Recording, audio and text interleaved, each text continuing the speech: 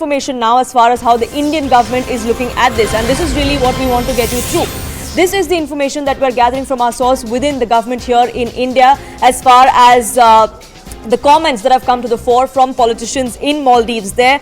We're given to understand that our government is not taking this lightly. We're keeping a close watch, and we believe that the fact that the current president of Maldives is a China-leaning politician is something to do with why we're seeing these kind of comments coming to the fore. So here's what we have learned from our sources within the government. We're given to understand that Mohammad Moizu is the first as his first state visit, decided to visit Turkey and then China. He embarked on his China visit today, in fact. Now, there is precedence of most of the presidents of Maldives to have visited India first. That is something he walked away from. Turkey is seen as a base for Kashmiri separatists. It's also seen to be an anti-India voice. So that is something that could be responsible why we see such emboldening hate or comments that have come to the fore from the political class there. China is also eyeing areas of India's interests. Nepal, Sri Lanka, Maldives. They're all something that there are all nations that have been very, very close, have had close ties with India, but China seems to be wanting to have the upper hand there. There is a traditional practice of presidents of Maldives to visit India, but so far as the new president of the country is concerned, he has no plans of an official visit to India just as yet. This provocation suggests that he is open to hostile ties with India is also something that some people believe as far as power corridors here in India are concerned, which is why they are keeping a close watch on what exactly is transpiring. He could be pleasing Muslim nations, China especially, and the Middle East to gain more influence. That is also something that people believe here in our power corridors. What the government of India is going to be doing, that is something we'll keep a close eye on, but it is something that cannot be taken lightly, and that's really the message that was sent to the envoy of Maldives when he was summoned this morning as well. India and Maldives have been allies for 6 decades. We need to maintain mutual respect is the underlying message that has been sent out, which is why we had ministers from the Maldivian government yesterday come out and say that this comment that has come to the fore from a sitting minister is nowhere close to what the government's official stand is, but the damage is already done, unfortunately. Maldives officials' remark do not reflect the tone of their foreign policy is what the government has there gone on to say. It is also something that the Indian government is going to be circumspect about. It is a comment that has come to the fore from one or a few other politicians. It may not be their policy, but this is something that needs to be arrested just now, and it cannot spiral. That's really what we're looking at, and that's the message India is sending out. Anand Narasimhan, my colleague, joining us, getting us more perspective on this. The timing of this is all very interesting, isn't it? The comments come just 24 hours before we see the president of Maldives move to China, something of a tradition that he's walked away from. India was a preferred first destination for a state visit for most of his predecessors. Unfortunately, he hasn't done that. Well, it's been about 60 years as a tradition that the newly elected leader usually comes to Maldives. But this entire election campaign of President Moizu has been around an anti-India rhetoric and a narrative. The other aspect is that the Belt and Road Initiative, now that they are a part of, also moves into the string of pearls design of the Chinese. And this is something which was Mao's vision, which President Xi Jinping is currently pushing on. But more dangerously, Maldives is now seeming to be falling into the debt trap.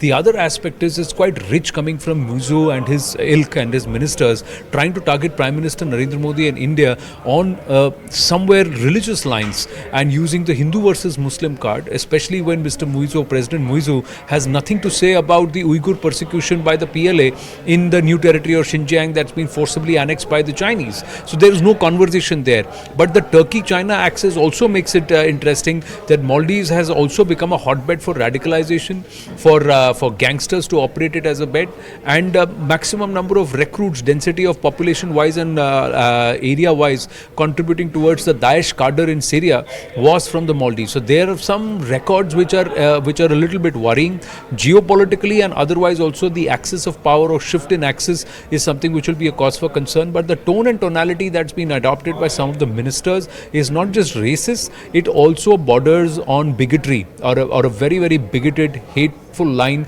that they have taken, which perhaps is stemming from a particular sense of religious exclusivity. Now that is unfortunate because India is one of the biggest contributors, not just via tourism. We contribute to nearly, majority of the tourism, nearly 2 lakh tourists have gone to Maldives in 2023 itself. but tourism is 18% of GDP. But their policing programs we have backed. Their biggest connectivity project has been backed by Bharat. And despite that, this stabbing in the back, especially when there was no mention about Maldives at all by the Prime Minister.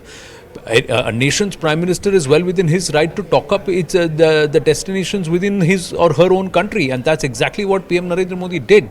Those who fell for this entire social media conversation, they now have to reflect, and somewhere perhaps the damage is done, because the visits to Turkey and Beijing are a big signal along with the poll campaign itself. And despite the anti-India rhetoric that was used in the polls, Poonam, as I hand it back to you, PM Narendra Modi was one of the first to congratulate President Muizu.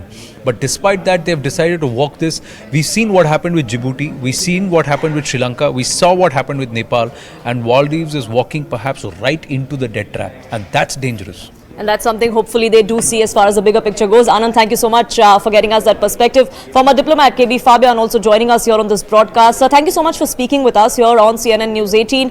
How do you read into what's transpired over the last 24 hours? One, we have the comments coming in from several politicians in Maldives. One, a sitting minister. Then we have the president of the country today embark on a visit to China. His official state visit to China. Something that hasn't been done by his predecessors of picking China over India.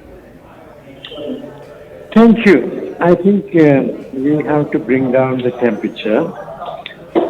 You know, the art of diplomacy is de-escalation. The tweets or statements made by 2 or 3 Maldivian ministers or others, well, they were most, what shall I say, unnecessary, because as already pointed out, Prime Minister Modi did not say anything about Maldives. And if India is developing Lakshadweep or Andaman Nicobar Islands or any other part of India, well, you know, that shouldn't be a matter which should in any way come in the way of good Indo-Maldivian relations. And what both countries have to realize is that one cannot change the neighbors. So, and there is a common security interest, between the two countries. But India has to take note of the fact that the current president of Maldives got voted into power based on a platform, manifesto, which said that he would get rid of the Indian military presence in Maldives. That included 2 helicopters also. Now, I would say, without being privy to intergovernmental correspondence, because I am no longer in the government, I would say that we could have shown some accommodation and some accommodation by saying that, we will withdraw the military helicopters, but they can be replaced by, civilian helicopters. You know what I mean? Indian private company. Yes. So that, he can save his face. After all, he had put it out in writing in his manifesto. Right. So that would have been an imaginative way of, and as regards the Dornier aircraft and the vessel, we can talk. But my point is that we should have given him some space. Sure. Which I'm afraid we didn't give. And we also have to recognize that China is actively working. You know what I mean? So